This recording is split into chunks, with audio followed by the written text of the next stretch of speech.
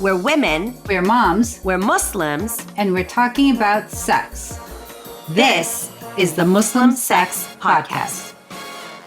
I'm live tonight with Samar Haroon. She is the host of What's the Jive podcast. And Samar, I'm so excited to get this started. So I want you to introduce yourself a little bit to our the people watching and let us know what it is that you do. Absolutely. So I am a licensed marital and family therapist. So that is kind of my profession, if you might say it like that. And then What's the Tribe podcast is basically a creative brainchild that I had during the pandemic, where I wanted to be able to do something creative while at the same time promote mental health for people who were still dabbling in understanding whether therapy was right for them or really needed resources and had a hard time finding it, especially within the South Asian community. So by day, I like to say I'm a psychotherapist, and by night, I am a podcast host. Nice, very nice. So can you tell us a little bit about, where you're from and your education and all that? Absolutely. So I was born in New York City, repping it here, and I am Pakistani, so that's my heritage. And I lived in New York City up until I was 8 years old, and then my family collectively decided to move back to Pakistan. So I'm talking about everyone moved, and it was a really interesting culture shock for sure. And while I was there, I really connected with my culture, my religion, my people. And then when I turned 17, I went to college at Clarkson University in upstate New York. And I graduated there with my bachelor's in psychology and a minor in neuroscience. And then after that, I got into the Chicago School of Professional Psychology, their Los Angeles campus. And there I was in my master's program for clinical psychology to be a therapist. But in my entire academic career, I've always been in the field of psychology, either as a researcher, as an intern. That's all I've ever known. So it was really interesting to always be in this field. And then afterwards, I trained at one of the most amazing centers in Los Angeles, the Maple Counseling Center, where I got the most brilliant supervision for my license. And then I worked with foster care after that. I got my own license and I started my own practice, which is called Therapy in Color. And it's my biggest passion in life was to be a therapist. Not for the reasons you would think. Everybody's like, you probably really wanted to help people. And I was like, yes, in essence, I did want to really help people. But at the same time, I think my inner auntie really lit up and just needed to know everyone's business. So I was like, this might be the way to go about it. But not the gossiping side.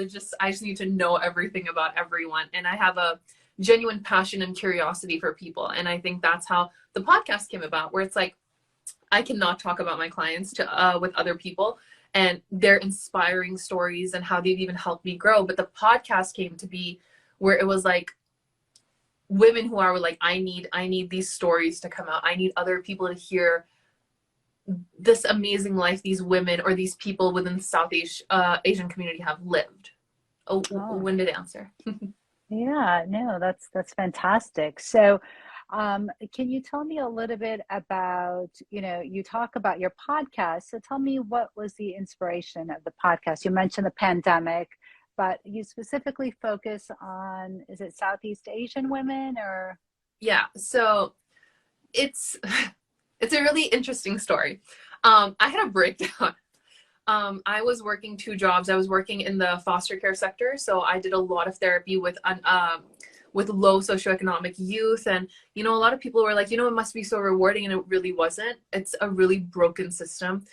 And for me, it was like I was doing therapy with them. I was feeling defeated because I would try to advocate for them and their work and nothing was happening, right? The system is so brutally crippled that even those of us who try to help, we get laughed at by social workers if we try to report abuse. And they're like, oh yeah, there's already an open DCFS case. And during that time, I had a couple of cases where I was feeling really helpless, where I was like, I'm doing therapy with these kids. I'm connecting with them. They're not getting the help that they need because partially therapy is also environmental, like having to make sure your environment is helping the work. Sure. So I was feeling defeated then, and I was working a lot. I was working 2 jobs. I was also trying to, I was financially independent, so I was trying to make my own way in the world, and I burnt out at one point.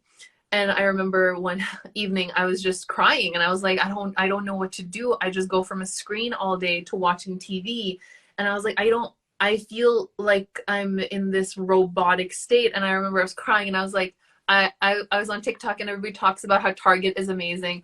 And I was crying, and I was like, someone just take me to Target. Maybe that's where the solution is. So, That's so funny. it wasn't the solution, but it's a really good story that came out of it. But Did you buy anything? I didn't even make it to Target. I was so like, I got really close to it. I think I was like a mile away, and I was like, let's just turn around. I was like, I can't do this. I was like, I don't know what I'm looking for. And we turned the car around, and I went back home, and then I just kind of sat there, and I was like, I need something more. And I think at that point I was getting an influx of a lot of clients for my individual therapy. So outside of the foster care system, in the private practice I was at that time. And I was like, I don't have more to give. I don't have right now in this capacity to be able to take on more. And my entire family is super creative. I'm the more academic, athletic one. And I always wanted to have a creative sort of space to go. So I was like, okay, I like to listen to podcasts. I was like, let's start it. And then the more I sat down and I thought about it, I was like, I think the reason why I wanted to do the podcast, and I was thinking about this earlier before we sat down, because I was like, it's been a minute since I've revisited that thought. It was the creativity, and it was also representation, and not representation in the more traditional sense. I think it's about the fact that I don't know women in the South Asian community who do the things that you do. I don't know people personally who have these artistic brands that they make. I don't know women who got out of horrible domestic violence situation personally, right? I know them as clients. I don't know them in the real world and how they made it out. And I don't know people who are living unconventional life. And for me, I think at one point it became personal. It's like, I'm the trailblazer in my family and in my social circle. I was like, I wish I had women to look up to who did life either differently or who were empowered, and present them, but not in a way that's idealistic, where it's like, oh my God, they did this amazing work that just came out of nowhere because they just knew what to do. I wanted to paint their story of like, how did you get here? Why did you get here? And how did your struggles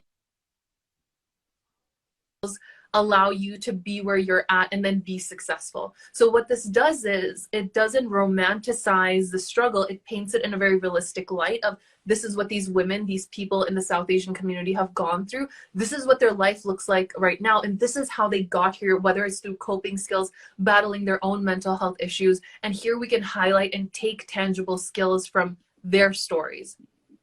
Sure. So hopefully that answers the question. I know it does. That's great. So tell me a little bit about, where you are, where you're living right now. Where are you? Okay. So since the pandemic happened, I was in Los Angeles originally, and then I escaped right before they started fining people for even walking on the beach, which was a thing. Super scary. I left. I gave up my apartment. I put everything on storage. Me and my partner were like, this is not where we want to be if things shut down. And it became really scary. Things were running out in LA. People were panicking. We just left. We left 2 years ago to Incline Village in Tahoe, stayed there 2 months, and then very safely, very responsibly, we didn't interact with anyone. It was our car to our Airbnb. And then we went to San Diego, and it was from our car to a friend's house, and we stayed there for 3 months. And then it was at my partner's mother's house in Florida for 5 months. And then it was to Salt Lake City for another couple of months. Then it was to London for a couple of months. And then it was to Spain for 5 months.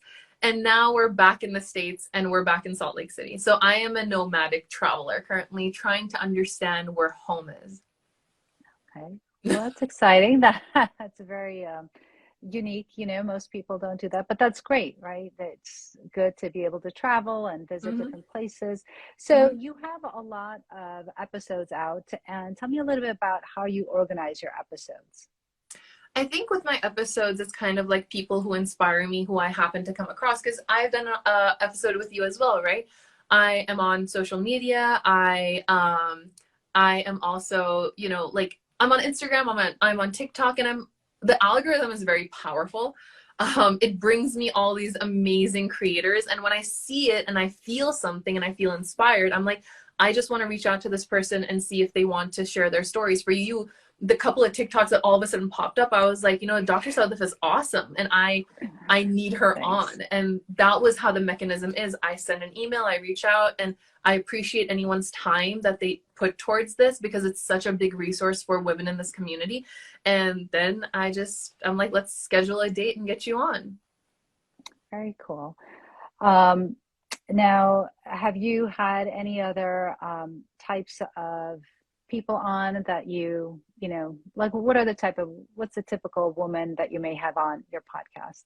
So the typical people within the South Asian community, I mean, it's coincidental that it is all women for now. I would hope to branch out. It's people who everyone has a story, right? It's a Yeah. story that reaches me, that I feel like we can all learn from. Therapy is very expensive. Therapy is time consuming, and not everyone is ready for therapy.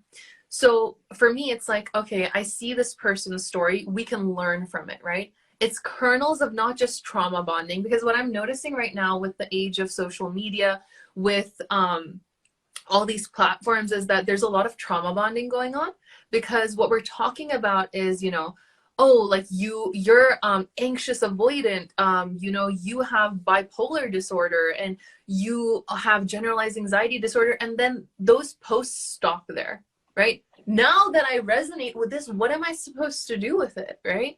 So the women that I have on, they have either had some form of their own struggle, maybe not a disorder, but like maybe they have marital issues, maybe they have parental conflicts, maybe they were the eldest daughter who took care of their entire family, right? How did they transition out of it, right? Did they have therapy? How did they have the awareness? What information helped them move forward in life? Whether it was a coping skill, whether it was, you know, hey, I'm able to go on walks daily, and that helped me separate from my home environment enough to give me clarity to function day to day. You know, I had I had a great social circle, which added on to like my life. And I want to refer back to your episode, and I stand by this when I said it when we recorded it too, where the ending moment where I asked you, you know, like if you had a kid, a daughter specifically, and if you wanted to have these hard conversations when it came to sex, when it came to body, when it came to all of this, your response genuinely moved me. Like I was like, I'm such a big crier, and I'm surprised that I don't cry as much in my sessions either. I don't think a client has ever seen me cry, but I've gotten very close.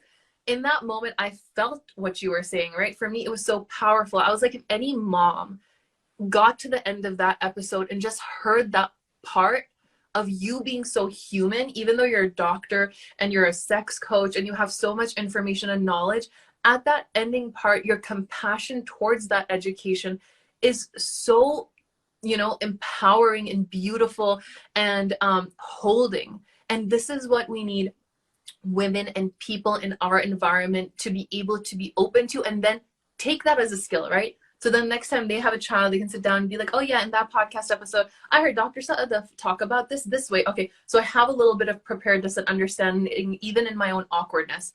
I kind of have a template. And this is how we grow out of the generational muteness that comes with being South Asian, specifically Desi, and specifically within the Muslim community where speaking is so taboo. Hopefully that made sense. That was a lot. No, it definitely made sense. You know, I'm actually curious to find out, like, you know, what type of mental health struggles do you see? You know, let's say within the Mhm. Muslim community, within the Southeast Asian communities. You know, what do you see? What do you tend to deal with most? I think it's all across the board, but I think recently there's a very common trauma that comes with being Desi, that comes with being Muslim. I'm not saying this is everyone, I'm saying this is the majority. Parental conflicts are so big when it comes to how parents have caused a lot of trauma to children. So I run a support group called Adults with Childhood PTSD from Toxic Parents. when I put the advertisement, not the advertisement, but when I put it on one of my pages that it was like, hey, I'm running this group. Please let me know if anyone's interested. I think within the span of a day, I had 100 emails. Oh, because wow. it resonated so strongly, and that group is running right now, and I would love to start like a couple of more groups with that, but it shows, right? And that's not just that theme in that group, that's in my individual therapy with the clients that I do. It's that they feel like, you know, they weren't given coping skills by their parents. They were told how to live life because that's the right way, rather than prioritizing themselves and happiness. So another common theme that comes up is people giving 110% into their environment and not to themselves. And then years down the line, getting resentful of that fact, where they function from the mentality that kindness breeds kindness. In the real world, this principle doesn't apply, right? You have a silent expectation of the world to bring that kindness back to you. And it's been 20 years down the line and you've given everything out of the sake of kindness. And people are like, what is this? How did I not get repaid through karma? And the resentment and the mourning of that life that was imagined, and this now, not perception, but this expectation you've created in the environment around you, right? Like, it's really hard for people to come to terms with that. Like, I don't know if that made sense, but it's kind of like, you know, she's always the nice one. Oh, you can always go to her for help. And then years later, they're like, nobody ever offered me help.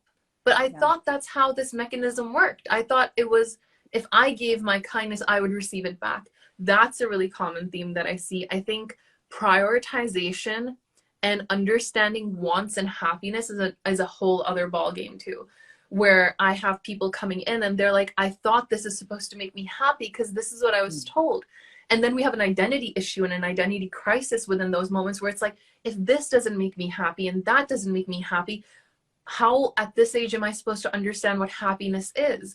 And it takes work. It takes a lot of work. And then there's guilt, right? How can I be happy if other people in my life are struggling?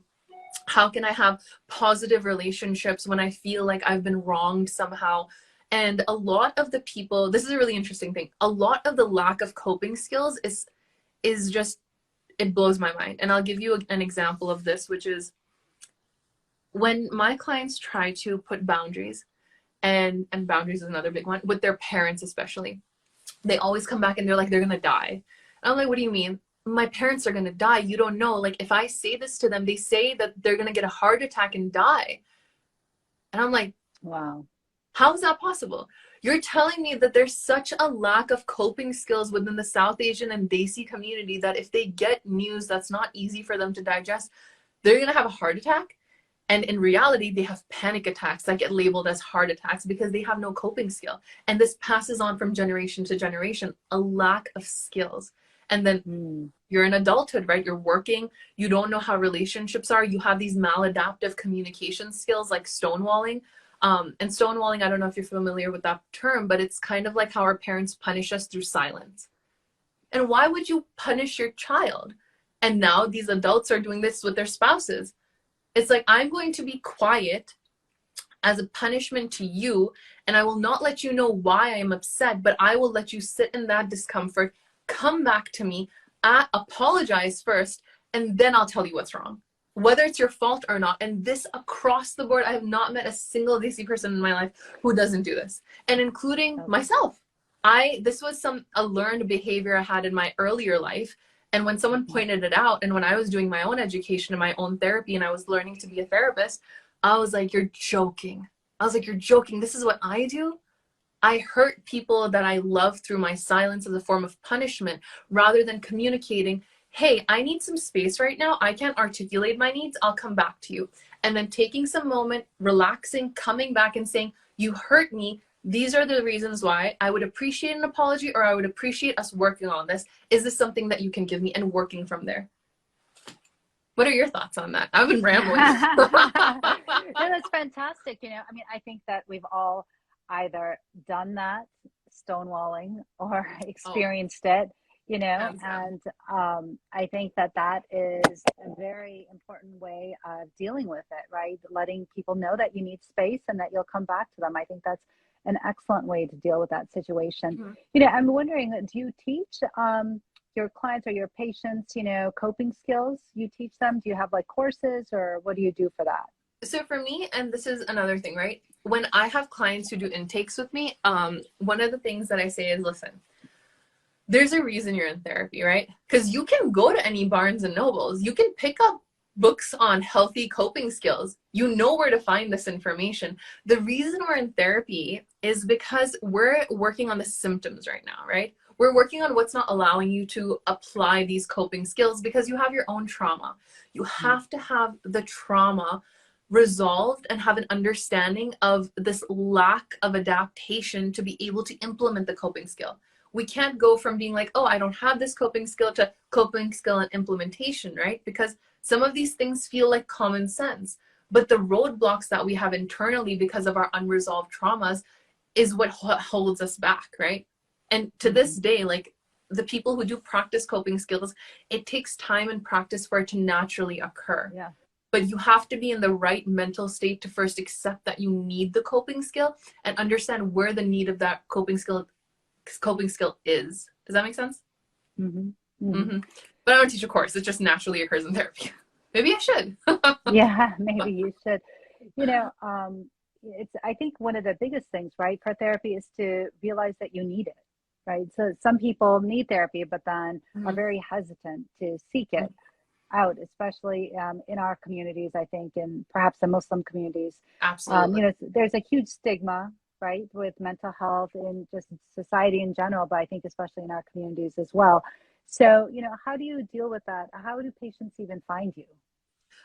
So if anybody wants to find me, normally they can just Google me, which is the easiest way. But I'm on a couple of directories. I'm on Psychology Today under my name, which is Samar Haroon, LMFT, which stands for Licensed Marital and Family Therapist. People can always get in touch with me via email, which is Samar Haroon at Therapy in Color. Color is spelled the British way, and my name is spelled as Samar. So there's a lot of, I realized after I created all of these things that I was like, it's really hard to like communicate that. I have to spell everything out.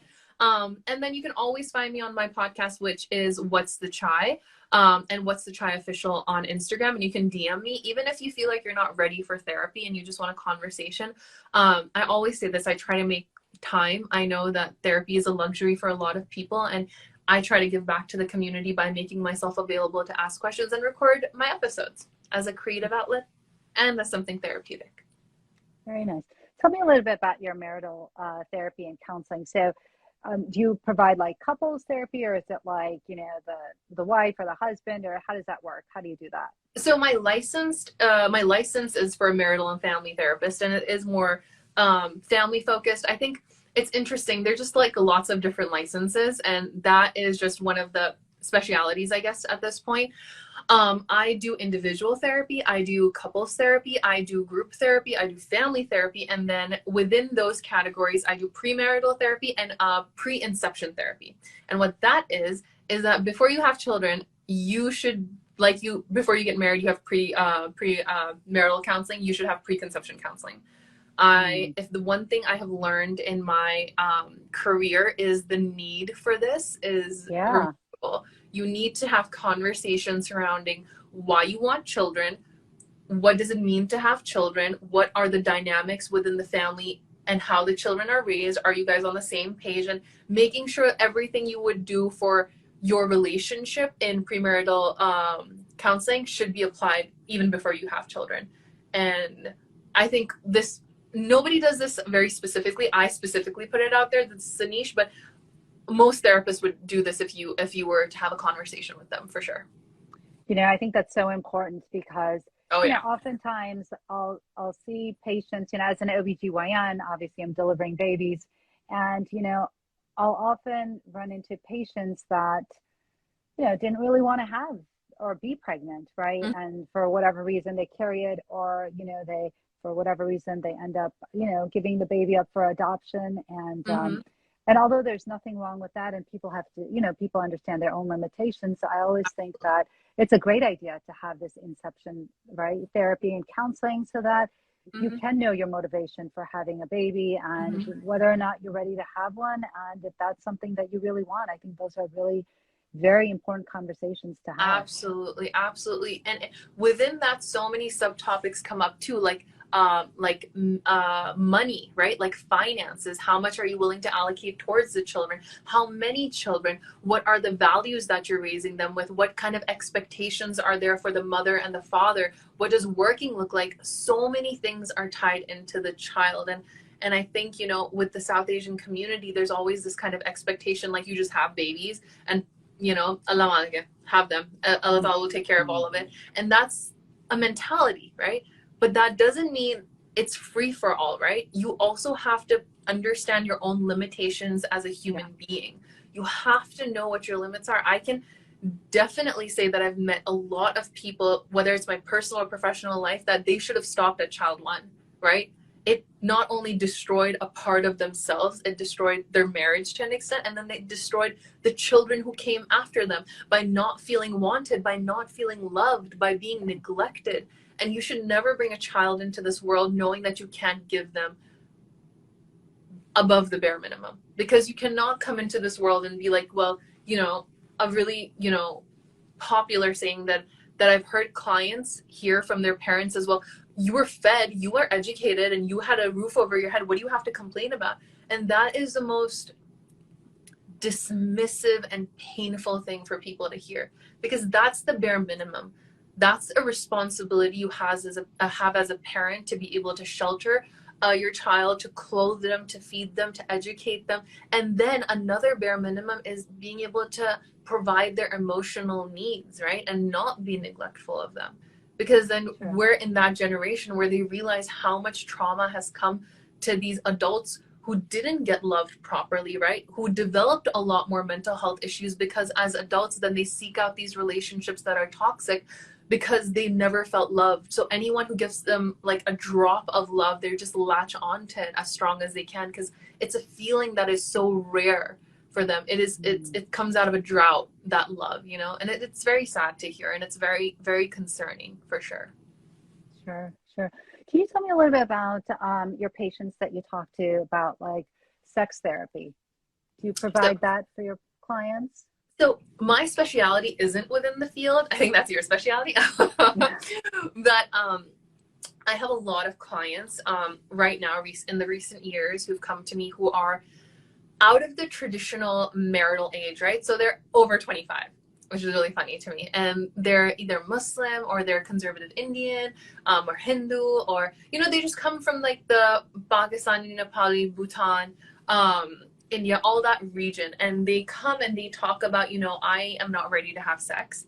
I am not at that place. I feel like I'm old now and nobody wants to marry me.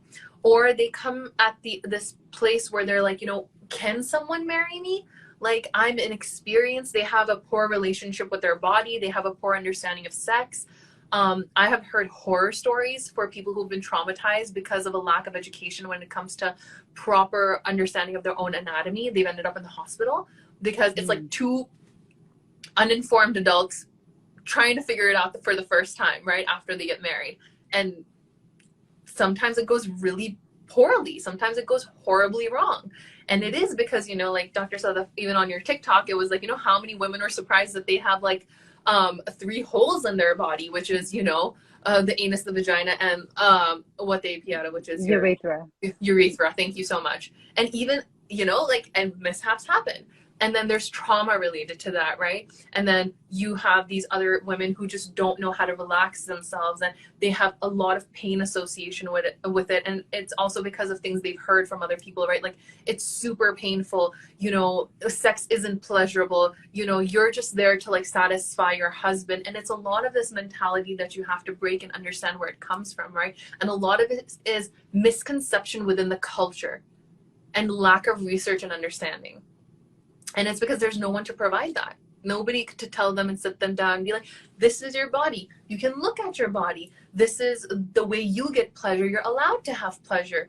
And instead, they're in a situation where they just have sex. It's super painful and they develop an aversion to it. That's what I encounter the most. And there's a lot of work that goes into that. Right. So how do you help them to overcome some of the trauma that they've experienced during, you know, intercourse, or, you know, how they see themselves? I know that, you know, sex therapists also deal with a lot of body image issues. Oh, yeah. Right. And things like that. So for me, two things, right? I look at my limitations there too. Is this something that a sex therapist or a sex coach would be the best for them? Because it's more like navigating the goal orientated stuff. I'll work more on the trauma related things, right? So for example, if they're noticing their body is locking up, we're going to take a break on sex for a little bit, right? We're not going to have sex for maybe a month until you and your partner are at that comfortable level, right? Over here, we explore your arousal zones, and we're like, okay, so where do you experience pleasure, right? We don't need to go into penetration. We need to understand, like, or processing the incident. I think that's actually, I'll retract that. The first thing is processing what happened, right?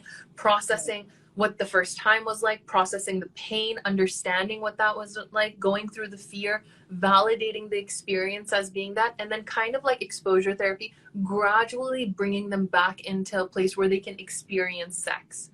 And that might come from, first we need to work on communication, right? Can you or your partner respect your no's? Can your partner, and you develop more safety, right? Are you scared? Is that a result of this traumatic incident? Okay, you're scared. Let's bring back safety in the relationship. Does safety mean physical safety? Okay, no physical safety. Let's start with just environmental safety, right? Maybe your partner and you can sit close together. Maybe you can hold hands. Maybe you can touch and caress. And then we evolve step by step by step by step and see if there's a capacity there, right? Sometimes it does become more medical, where the psychological gets converted into the physiological, which is vaginismus, right? Here I would go to the OBGYN and I'd be like, you need to go to the doctor. You need to see, we need to like maybe get you on some sort of like a relaxant at times. This is not my expertise, but my go-to thing for anything physical is always go to your doctor. Even if we know for a fact that it starts with the psychological, we always want to rule out the medical. Always, because we do not know what's happening, and that is not within my scope of practice to say that this could just be a psychological thing. We always want to make sure we go through the hierarchy of steps. Okay, the doctor ruled it out that this is more psychological, you don't need meds, you just need more trauma informed therapy. Let's start with that and then do a checkup in 2 months and see how it goes, right? Because what if there's a tear in your vagina as well, right? And we're doing all this stuff and you don't realize it because you don't have a good relationship with your body, and we're trying to get you more comfortable with sex, but every time there's insertion, it rips, or there's pain, and we're not aware of it, and people are just like, oh, the hymen broke and that's why she was bleeding. There's so many layers to it, but it's a lot of work goes into it as well. So right. You mentioned safety, you were talking about that, and actually my the author that I had on earlier in the day, Mr. it was Habiba Kande, and he actually mentioned something similar in terms of providing a safe environment, in terms of female pleasure and intimacy.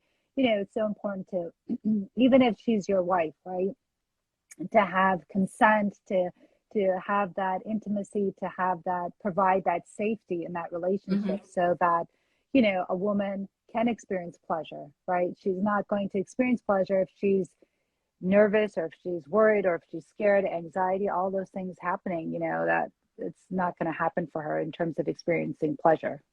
Absolutely. And there's a psychological component to this too, right? Like, think of this with women who have a drier vagina, right? Where they don't have the lubrication. And I've encountered women who are like, I don't want to use lube, right? I just want my body to be able to do these things. Like, it's natural. Why can't I give pleasure to my partner like this? Why is it painful? Why is it that our sex gets interrupted? And it's the mentality here that we really have to understand, where it's like, it's okay. It's okay to be able to get help to make these things easier for you, right? You don't have to make this a complete, not a personal thing. There's a better way to phrase this. Kind of like you failed somehow. That's another thing, a feeling of failure in those moments. Mm-hmm. Right. Actually, there's a physician who has a podcast that is called "You Are Not Broken." So I think it's very important for women to understand that, right? To have like a safe space so that they can experience the pleasure. Now, tell me a little bit about your own upbringing. How was that? That's really interesting. I don't think I've ever gone onto a media platform and actually talked about that. And it is a little interesting, right? Because I have a few clients who cannot confirm or deny this, might follow only on my channels. And the way you're I was about to say brought up as a therapist. The way you're trained as a therapist is like we're the blank slate, right? And this has been a recent thing where I'm putting my personality out there on social media, and that's been really personally challenging. I was raised in a very interesting duality of a household. So the way I was raised, up until the age of 8, it was all liberal, super like, I was in New York City, right? It was one of the most awesome times of my life when I was born. Up until 8, it was so awesome because I grew up with the coolest mom you can imagine. She would take me rollerblading and ice skating and playing in the park, and you know, Blue's Clues was a thing, and I had that cute like Blue's Clues notebook, and I would sit in front of the TV and draw. Like, I have a lot of enriched memories. And when we went to Pakistan, I think the culture shock for me personally really was a big hit because the environment we moved into was the exact extreme of my own childhood. So it was very, very conservative. I'm talking about like, you can't step out of the house, even though the house is gated, without having one person go outside and tell people to go away because a female is entering outside. There was a very interesting dynamic at play. So I was raised in both dualities, and I think I had a little bit of my own identity crisis when I moved back to the States, because then I've spent my late childhood, all of my teen years in Pakistan, and then we're back to the States. You know, I've never been around people who drank or did drugs. It was really interesting. And it was about understanding where I stood in a lot of those things. And I think a really big point of my growth and my upbringing was how tolerant I became. Because I can definitely say I was super intolerant growing up, because when you only see one thing and when there's a lack of education and a lack of exposure, you will evidently have a black and white thinking, and the world isn't black and white. The world functions in a spectrum of gray. And that was the biggest thing that I learned. But I had really, really cool people around me growing up as well. I think I'm very fortunate to have the spectrum of experiences that I had. My grandfather from my mom's side was the coolest human being you could imagine. There was a lot of religion in it, which was super cool. I remember I have these really cool memories where he would, like, right before school, I was in my uniform, and in Pakistan, he would be like, you know, read this prayer and this surah and watch. Everybody's just going to be amazed at what you say all day. And I would read these like ayats and surahs, and I'd be like, oh my God, everyone's going to listen to me. And I would go to school the next day. Nothing changed. I was like, you lied to me. I was like, no one was listening. So, but there was a lot of comicalness in that as well. There was a lot of love in that environment. I love Pakistan personally. I go back as often as I can. My entire family lives there, and that culture has the most richness and a lot of beauty in it. And that's how I was raised. I was raised in a duality of liberalism and then hyper conservatism, and I'm a hybrid of both. And I think the older I'm getting, I'm still trying to understand where I stand in that. The most vaguest answer I could give you. No, it's very good. Very good. I should have been a lawyer in a different lifetime. I'm going to be pretty honest. So tell me, you know, as we're starting to wrap up a little bit, what are some takeaways, do you think, for people that are joining or that, you know, are listening into what you have to say in terms of mental health and, you know, seeking out mental health therapy? I think the first thing I would say is there's no shame. I know we've been taught to feel crazy if we seek out help, that there's something inherently wrong in us. I think the first thing is there's absolutely nothing wrong with us. I think we just need to have an understanding of ourselves, right? Even if you have anxiety, if you have depression, you are not broken. You are not a bad person. There's nothing inherently that you should feel shame about. There's nothing there, even if you do feel the shame. And your mental health journey is your own. You can start whenever you want, and you can stop whenever you want. It is about you. It is about no one else. And I think that's my biggest thing to put out there, is that when you start your mental health journey, do not try to cater to other people and, you know, log kya kahenge, what will people say? Because people will always talk, and it would always take away from you.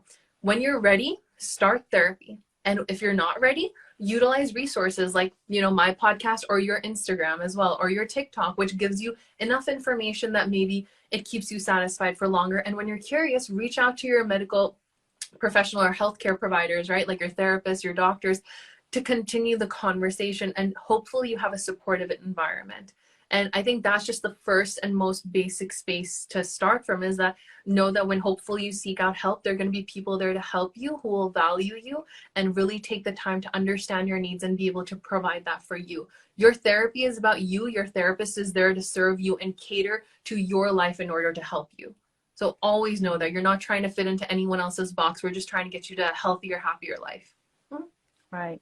Have you ever had people like seek out your help in confidence, like, go out and secrecy and say that, well, I can't talk right now, I have to go outside, or I can't talk, my parents are here, things like that? Have you seen that? Oh yeah, on a daily. I do have a bunch of clients who do therapy from their car, or they do. It's really funny because it's at night sometimes, and I'm like, guys, please lock your cars and make sure you're safe. This looks like a really shady drug deal that's happening. And it's like, they're just sitting in their car having therapy, right? I've had people go on walks and have therapy. They can sit in their car. They do it at work where they feel a little bit safer. And I think it is hard, right? When you're trying to have this experience that's your own, and you have to feel like, there's judgment or there's fear. You don't need to explain your experience to anyone. You're allowed to do what makes you feel safe in that moment. You don't have to come out to anybody that you are in your own therapy journey. You know what I mean? Yeah. Excellent. Well, I just want, our viewers and whoever joined in, just to know how they can reach out to you and contact you, and how they can listen to your podcast. Absolutely. So you can find me on Spotify. You can find me on Apple iTunes. You can find me on Google Podcasts. Anywhere where you can find a podcast, you can find What's the Chai, which is, I'm the podcast host of that. If you just logged in. If you want to reach out to me and have questions regarding therapy, you can reach out to me by email, or even DM me on my Instagram page, which is What's the Chai Official. But you can email me at Samar Haroon at therapyandcolor.com. And again, color is spelled COLOUR, the British spelling, and my name is spelled as SAMAR. Please feel free to reach out with any questions. I would love to be supportive. Okay, excellent. Well, thanks so much, Samar. Thank And, you. I think we'll log off now, but thanks again, and hopefully we can collaborate and do some more live sessions. Yeah, and hopefully all your audience can await, because your episode on my podcast is going to release soon as well. So super exciting stuff coming your way. All right. Thank you. Thanks so much. Thank you. Take care. Bye. Bye-bye. Bye-bye.